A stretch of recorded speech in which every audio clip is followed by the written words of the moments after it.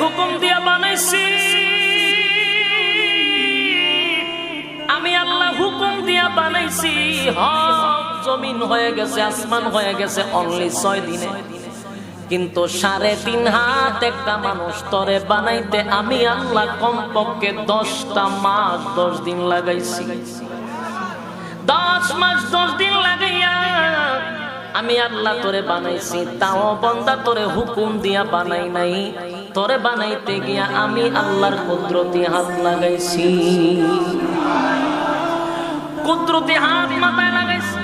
তার কারণ হলো বান্দা দুনিয়ার জমিনে গিয়া সেজদা দিবি আমি আল্লাহকে, কিন্তু আফসোসের বিষয় হলো যে কপাল মালিকরে সেজদা দেওয়ার কথা বলছে, সেই কপাল আজকে মাজারে দরগাতে গিয়া টেকায়া দেয়, ল্যাংটারে জড়ারে গিয়া টেকায়া দেয়।